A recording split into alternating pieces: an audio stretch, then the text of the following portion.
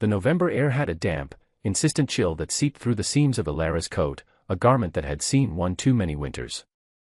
It was a thin barrier against the encroaching dusk, a time of day she had come to associate with a specific type of fatigue, one that settled deep in her bones. Liam, however, was impervious to the cold, a small, vibrant star of energy in the muted landscape of the playground. At 7, his world was a series of immediate, pressing concerns: the structural integrity of a fortress built from wet sand, the optimal angle for a successful slide, the profound injustice of having to leave when the fun was just beginning. He was her sun, and she was the planet that quietly, tiredly, orbited him, drawing warmth and purpose from his light. She checked her phone, the cracked screen showing a time that meant the grocery store would be crowded and the checkout lines long. Another calculation, another small compromise. They could have pasta again. Liam liked pasta. She was working on it. That was the phrase she repeated to herself, a mantra against the rising tide of anxieties. She was working on building a life for them, a real one, not this threadbare existence of patched coats and second-hand toys. Her work as a freelance bookkeeper provided just enough to keep them afloat, a precarious balancing act of invoices and receipts, of chasing clients for payment while her own bills gathered on the small table in their apartment. The numbers she organized for other people's lives, so clean and orderly in their columns, stood in stark contrast to the chaotic mess of her own finances. Her potential, she knew, was a dormant thing, a textbook on architectural theory gathering dust on a shelf, a relic from a life she had planned before it was derailed by a charming man who promised partnership and delivered only debt and disillusionment. The divorce had left her with Liam, her greatest joy, and a cavernous distrust of easy promises. So she focused on the tangible, on the small certainties of balancing a ledger and making sure her son had a warm bed and a full stomach. It was not the life she had dreamed of, but it was a life she was building with her own two hands, however tired they might be. Liam's shout pulled her from her thoughts. He was standing by the park bench, his red boots planted firmly on the damp wood chips, pointing at something. It was a portfolio, a sleek, dark leather case that looked profoundly out of place among the discarded juice boxes and fallen leaves. It was the kind of object that belonged in a boardroom, not a municipal park at twilight. It radiated an aura of expense and importance, its brass clasps gleaming dully under the jaundiced light of the park lamps. Her first instinct was a jolt of something akin to fear. It was a piece of someone else's world, a world of consequence and wealth that felt alien and intimidating. Liam, however, saw it only as a treasure. He picked it up, his small hand struggling with its weight and size. He carried it to her like a prize, his face alight with the thrill of discovery. She took it from him, the leather cool and smooth beneath her fingers. It felt heavy, substantial. A part of her, the desperate part that tallied grocery bills in her head while trying to sleep, whispered about what might be inside. But it was a fleeting thought, extinguished by a deeper, more ingrained sense of propriety. This was not hers. It was a problem, an obligation. She opened the clasp. There was no cash, only a sheaf of papers, thick and heavy. On top was a driver's license, tucked into a small pocket. The name was Julian Croft. The face in the photo was severe, handsome in a way that seemed humorless, with dark eyes that looked straight through the camera. Beneath the license were architectural blueprints, intricate and complex, covered in notes written in a sharp, decisive hand. She recognized the technical language, the symbols, the precise lines. A ghost of her old self, the student who had loved the logic and beauty of design, felt a faint stirring of interest. This was not just a portfolio, it was a piece of someone's work, their thoughts, their creation. It felt intimate, personal. The need to return it became more than an obligation, it became a matter of respect. The address on the license was for a building downtown, one of the new glass and steel towers that had reshaped the city's skyline.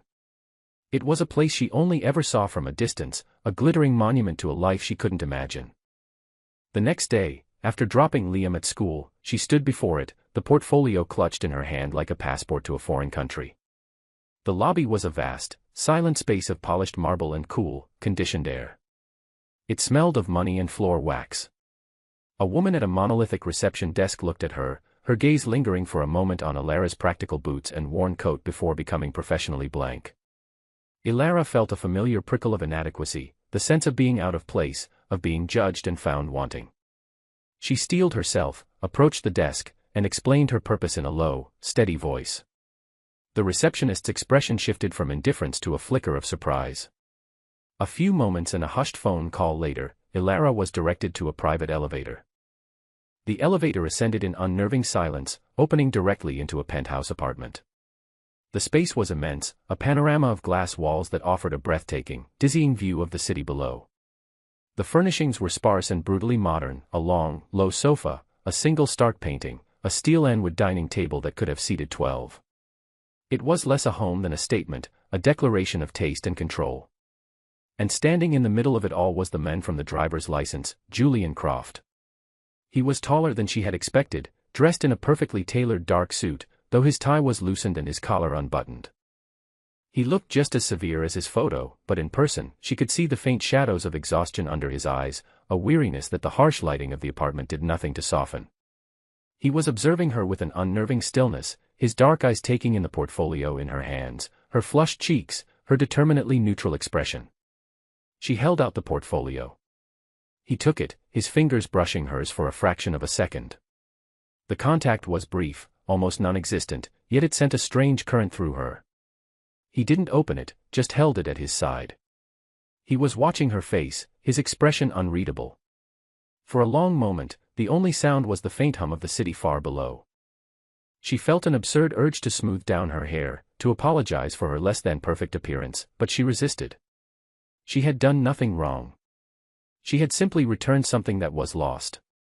She met his gaze directly, refusing to be intimidated by the opulence of her surroundings or the intensity of his scrutiny. She saw the confidence, the power that was as much a part of him as his expensive suit, but she also saw something else, something deeper.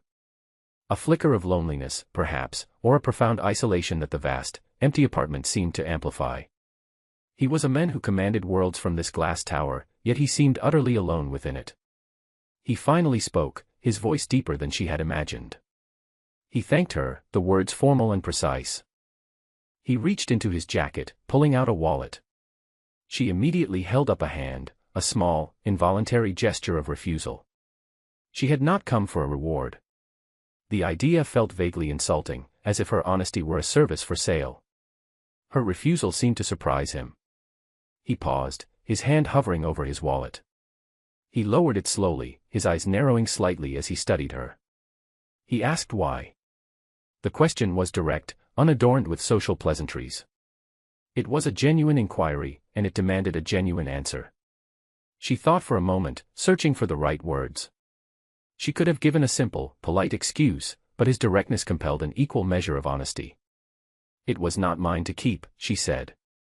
The words were simple, but they held the entire weight of her principles, the quiet code she lived by. She added, thinking of the blueprints, it looked important. Too important to be left on a park bench. A subtle shift occurred in his expression. The hard, assessing look softened into something more complex, something that looked like genuine curiosity. He gestured toward the sofa, an invitation to sit, but she shook her head gently. She needed to leave. This world was not hers, and staying felt like trespassing. She had fulfilled her duty, and now she needed to return to her own life, to Liam, to the columns of numbers that awaited her. As she turned to go, he spoke again, his voice stopping her at the door. He asked for her name. She gave it to him. Ilara. Just Ilara. He repeated it quietly, as if testing the sound of it in the vast, silent room. He thanked her again, and this time, the words felt different, less like a formality and more like a genuine acknowledgement. As she rode the silent elevator back down to the world she knew, she felt his gaze on her back, a strange, lingering sensation of having been seen, truly seen, for the first time in a very long time. 2 days passed, and the encounter began to feel like a strange dream, a brief, surreal detour from the predictable path of her life. She was at her small desk, the glow of the monitor illuminating the lines of fatigue on her face, when her phone buzzed. It was an unknown number. She almost ignored it, assuming it was another client chasing an invoice, but something made her answer. The voice on the other end was Julian Croft's. It was startling to hear it again, stripped of the echoes of his cavernous apartment, sounding closer, more immediate. He was direct, as before.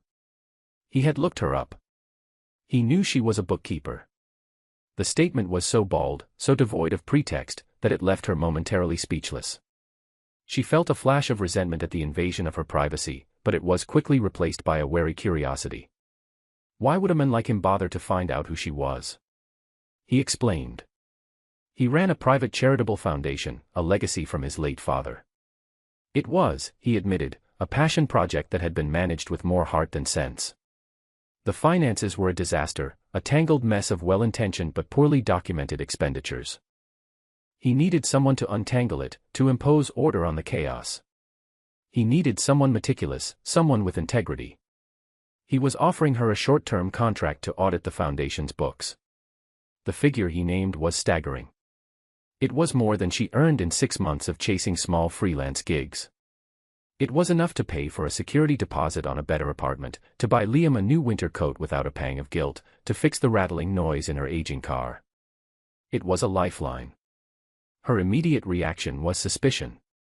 It was a cold, familiar reflex, a defense mechanism honed by years of disappointment. Why her? There were thousands of accountants in the city, people with more experience, with proper firms and polished resumes. It made no sense. It was too easy, too good to be true. Her ex-husband had been a master of the grand, easy gesture, promises that glittered on the surface and crumbled to dust upon inspection. She had learned, the hard way, that every offer had a price, and the price was often hidden. She questioned him, her voice carefully neutral, trying to mask the churning conflict within her. Why not a large firm? Why a freelancer he knew nothing about? His answer, once again, was disarmingly direct. He said the large firms he had used in the past were adept at finding what they were told to find, at smoothing over inconvenient truths. He said he needed someone who would simply see what was there. He said he had a feeling she was that kind of person. He mentioned the portfolio. He said that anyone who would go to that much trouble to return something for no reward was either a fool or a person of unusual integrity. He was betting on the latter. The compliment, if it was one, was so starkly delivered that it disarmed her. He was not flattering her, he was stating his assessment, his reason for the gamble. She heard the genuine weariness in his voice when he spoke of his father's legacy, the frustration of dealing with a mess that was both professional and deeply personal. And beneath the suspicion, a small, tentative flicker of hope began to burn. What if it was real?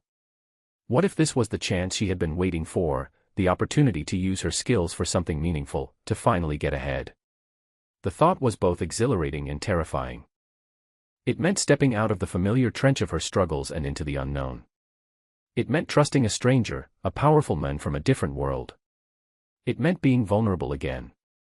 She looked around her small, cramped apartment, at the stack of bills on the table, at the crayon drawing Liam had taped to the wall. This was her reality. The offer was a door to a different one. She took a deep breath.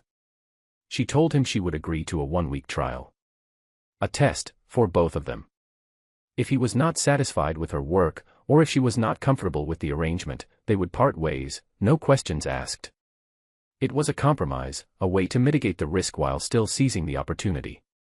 He agreed immediately, his voice holding a note of what sounded like respect for her caution. After they hung up, she sat in silence for a long time, her heart pounding a frantic, unsteady rhythm against her ribs. She had just made a decision that could change everything. The offices of Croft Enterprises were located in the same glittering tower as his apartment, a few dozen floors below. The environment was hushed, efficient, and intimidating. People moved with a quiet, focused energy, their clothes immaculate, their expressions professionally serene. Ilara felt like a wren in a flock of swans. She was given a small, glass-walled office with a view of a neighboring skyscraper. The files for the foundation were delivered in a series of cardboard boxes, a daunting mountain of paper that represented years of chaotic generosity.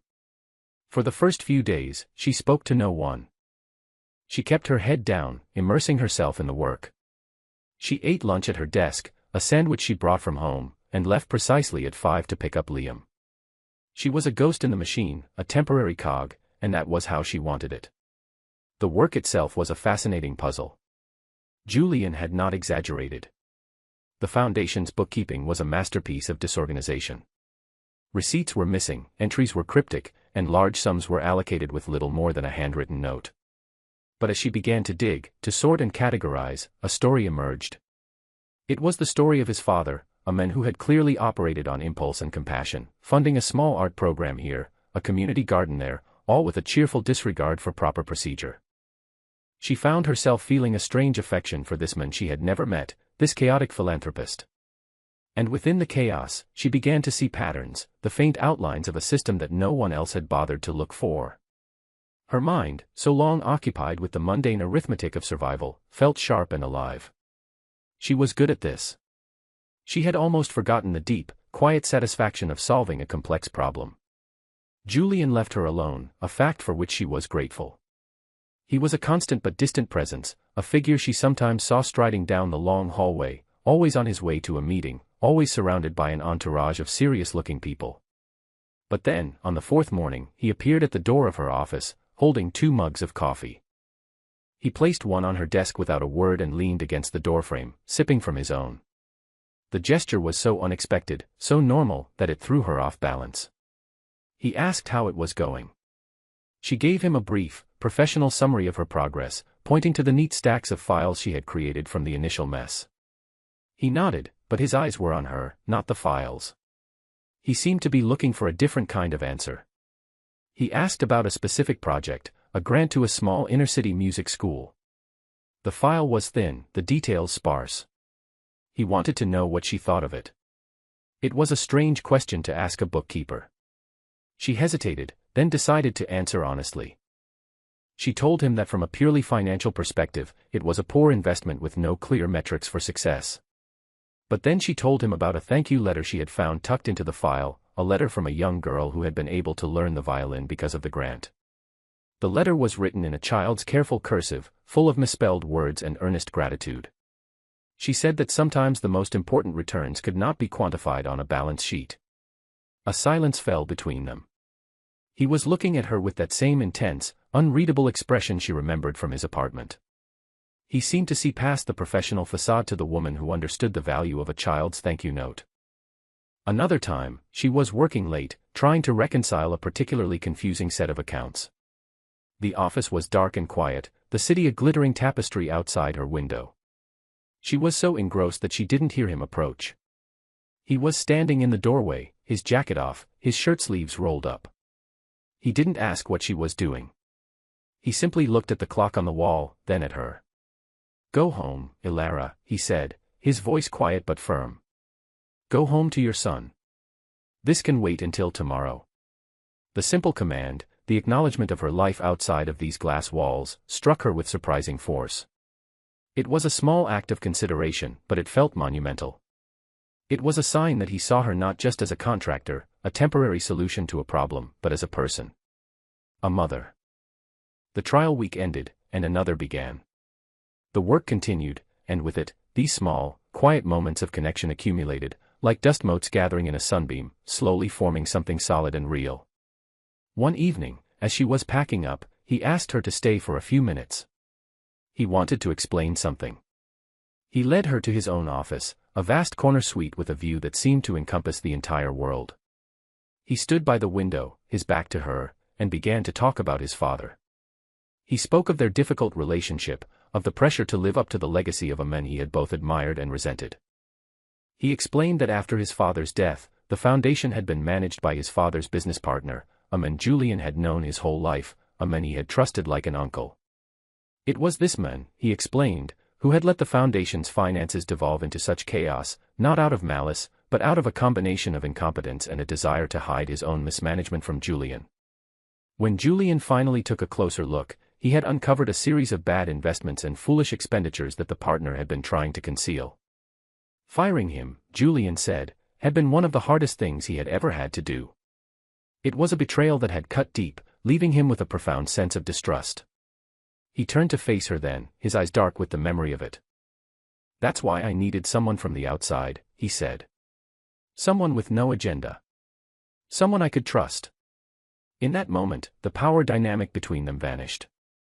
He was not her billionaire boss, he was just a man who had been hurt, who was struggling to protect his father's legacy, who was grappling with the loneliness of his position.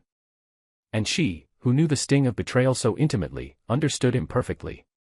As she delved deeper into the foundation's accounts, moving from the recent past into older records from the time of the ex-partner's oversight, Ilara's trained eye began to notice a faint but persistent anomaly. It was a ghost in the machine, a whisper in the numbers. A series of payments, made on a recurring quarterly basis, to a vendor she couldn't identify. The company name was generic, Logistical Solutions Incorporated, and the invoices were vague, citing only consulting services. The amounts were not huge, just small enough to fly under the radar in a multi-million-dollar budget, but they were consistent, a steady, methodical bleed. Her curiosity piqued, she started a separate file, a private investigation within the larger audit. She cross-referenced dates, invoice numbers, and payment authorizations. Most were signed by the former partner. That was not surprising. But the payments had continued for a full year after his departure, authorized by a low-level clerk who had since left the company. She felt a cold knot form in her stomach. This was more than just mismanagement. This was deliberate. She spent 2 sleepless nights tracing the Shell Corporation, using online resources and cross-referencing public records. It was a dead end, a post office box in another state. But she didn't give up. She went back to the numbers, her greatest strength. She noticed that the payments always occurred 3 days after the foundation received a major donation from a specific corporate sponsor. It was a pattern, subtle but undeniable. A parasite feeding on the host. This discovery changed the nature of her work. It was no longer just about cleaning up a mess, it was about uncovering a crime.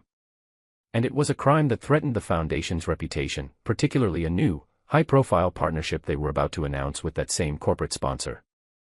If this came out at the wrong time, it could be catastrophic. The knowledge sat like a stone in her chest. She debated how to approach Julian. An accusation of this magnitude was a dangerous thing. The ex-partner was clearly the main suspect, but the continuation of the payments after his departure suggested a more complex scheme, perhaps one with accomplices still inside the company. What if she was wrong? What if there was a simple explanation she was missing? Her old insecurities surfaced, the voice of her ex-husband whispering in her ear, telling her she was overreaching, that she was just a bookkeeper, that she should leave these things to the important people. But then she thought of the little girl with the violin, of the community gardens, of the well-intentioned chaos of Julian's father. She thought of Julian's own story of betrayal. She could not stay silent. Integrity demanded action. She requested a meeting with him, her voice betraying none of the anxiety she felt. She laid out her findings on the polished table in his office, not as a dramatic revelation, but as a series of calm, logical observations. She didn't use the word embezzlement, she simply pointed to the pattern. The recurring payments. The vague invoices. The Shell Corporation. The correlation with the donor's schedule. She presented it as a question, an anomaly that required his attention. She watched his face carefully as she spoke. He listened without interruption, his expression hardening into a mask of intense concentration. His stillness was absolute. He didn't look at the papers, he looked at her, his eyes searching hers, assessing her certainty, her methodology. When she finished, the silence in the room was heavy, charged. She had expected a range of possible reactions: anger, denial, a defensive dismissal. Her ex-husband would have belittled her, accused her of creating drama. But Julian did none of those things. He looked down at the spreadsheet she had prepared, his finger tracing one of the payment streams. Then he looked back at her. His response was quiet, direct, and utterly transformative. He believed her. There was no hesitation, no doubt. He didn't question her skills or her motives. He simply accepted her analysis as fact.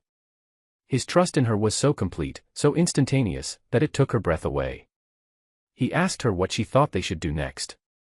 He said he was not delegating, he was inviting her into the inner circle, making her a partner in solving the crisis she had uncovered. In that moment, she felt a profound sense of validation, a recognition of her competence that was more valuable than any paycheck. He was not just trusting her numbers, he was trusting her. They worked together for the next week, a small, clandestine team of 2, assisted only by his most trusted lawyer. They operated out of his office after hours, the city lights their only witness. It was an intense, focused period that blurred the lines between their professional roles. He deferred to her expertise on the financial trail, listening intently as she explained the complex web of transactions she had untangled. She, in turn, was impressed by his quick, strategic mind, his ability to see the larger legal and corporate implications of every piece of data she uncovered.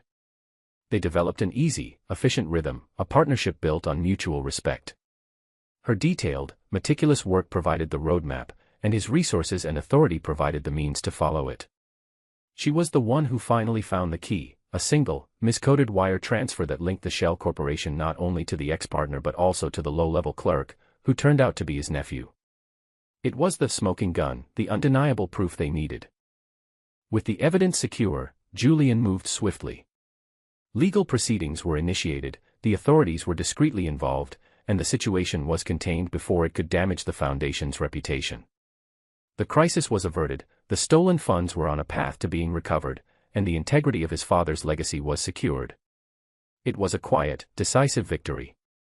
On the day it was all officially resolved, Ilara found a simple, handwritten note on her desk. It said only, "Dinner tonight. 7 o'clock. I'll drive." It was not a question. It was a statement. He took her to a small, elegant restaurant tucked away on a quiet side street, the kind of place that didn't advertise its existence. The atmosphere was intimate, the tables spaced far apart, the lighting low and warm. It was a world away from the cold, corporate environment where they had spent the last several weeks. She had been nervous getting ready, feeling acutely aware of the simplicity of her best dress, the modest price of her shoes. But the moment she saw him waiting for her, dressed in a simple dark sweater and trousers, his demeanor relaxed and free of the tension he had carried for weeks, her anxiety melted away. He looked at her as she approached, and the way he looked at her made her feel more beautiful than she had in years. Over dinner, they barely spoke of the fraud. The topic felt like it belonged to another time, another place. Instead, he asked her about her life before Liam, about her passion for architecture. She found herself talking about her dreams, about the buildings she had wanted to design, ideas she had not spoken of to anyone in nearly a decade. He listened with that same focused intensity she had come to know, asking insightful questions, drawing out a part of herself she thought she had buried forever. She, in turn, asked him about his life outside the tower of glass and steel. He spoke of a love for sailing, a passion inherited from his father, and the sense of freedom he felt on the open water. He was different here, more open, more vulnerable. The formidable chief executive was gone, replaced by a man who spoke with quiet passion about the sea and the sky. As the meal drew to a close, he grew serious. He looked at her across the table, his gaze direct and unwavering. He told her that her contract with the Foundation was officially complete. A pang of disappointment, sharp and unexpected, went through her. She had known this was coming, but hearing the words still felt like a loss. But then he continued. He said that what she had done was more than just fulfill a contract. "You didn't just fix the books, Ilara," he said, his voice low and sincere. "You restored a piece of my father's legacy. You saw the truth when everyone else just saw numbers. You have a clarity and an integrity that is rare." He paused, searching for the right word. He thanked her, not just for the work, but for her character. The acknowledgement was so profound, so specific, that it brought a lump to her throat. No one had ever seen her so clearly. Then he leaned forward slightly, closing the small distance between them. "I don't want this to be the end of our association," he said. "I would like to see you again. Outside of this office." The words hung in the air, simple, direct, and freighted with possibility. It was not a line, not a casual proposition. It was an invitation, a clear statement of intent. It was a question that required an answer. For a moment, all the old fears, the old wounds, whispered their warnings. But then she looked into his eyes, and she saw no pretense, no agenda. She saw only a man who had seen her for exactly who she was and valued it. A man who had shown her trust and respect from the very beginning. She felt a smile, a real, unburdened smile, spread across her face. "Yes," she said. "I would like that very much." The single word was an acceptance not just of a date, but of a future she had stopped allowing herself to imagine. It was the beginning of something new. 6 months later, the light in Ilara's new apartment was different. It was a warm, afternoon light that streamed through large, clean windows, illuminating the cheerful clutter of a life being well lived. They had moved 3 months ago to a place in a quieter neighborhood with a small park right across the street. It was not a penthouse in the sky, but it was a home, spacious and bright, with enough room for Liam's Lego creations to spread across the living room floor without becoming a major hazard. She had a new job, a permanent one. Julian had created a position for her as the director of operations for the foundation, giving her full autonomy to manage its finances and projects with the integrity and vision she had already demonstrated. She was not just surviving anymore, she was thriving. The work was challenging and meaningful, and for the first time in years, she felt a sense of professional pride, of her potential being not just recognized, but utilized. The change was more than just financial or professional. It was a deeper, more fundamental shift in the texture of her daily life. The constant, low-grade anxiety that had been her companion for so long had receded, replaced by a quiet sense of peace, a feeling of security that was both new and profoundly welcome. Her relationship with Julian had grown slowly, cautiously at first, then with an increasing sense of certainty and rightness. He was a steady, grounding presence in her life, and she, in his. He was still the powerful, decisive chief executive at the office, but here, in her home, he was just Julian. He was the man who could be completely absorbed in helping Liam find the last, elusive edge piece of a 1,000-piece puzzle of the solar system, his brow furrowed in concentration.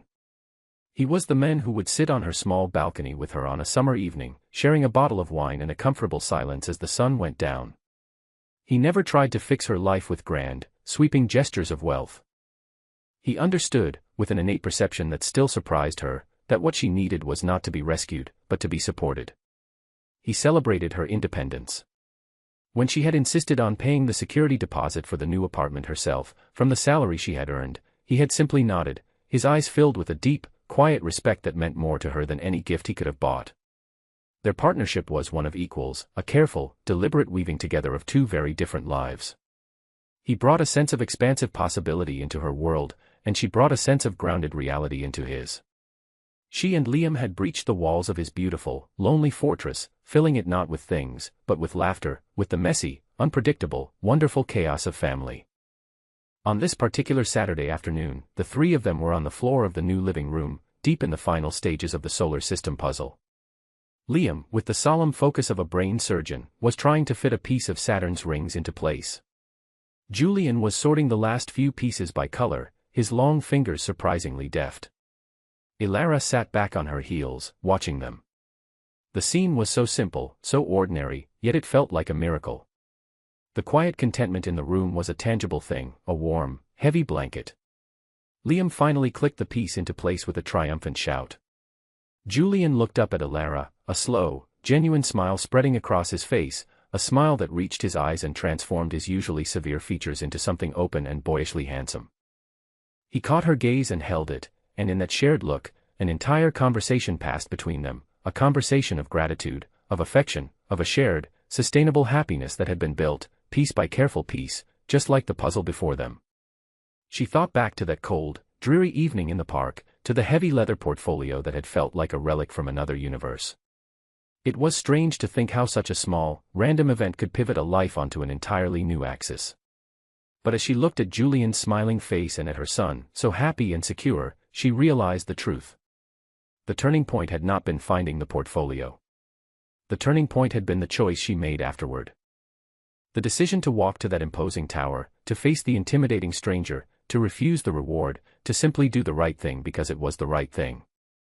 It was that small, quiet act of integrity, a reflection of the person she had always been, that had set everything in motion. It had not brought her a reward in the way she might have once understood the word. It had brought her something far more valuable. It had brought her recognition. It had brought her a partner. It had brought her home.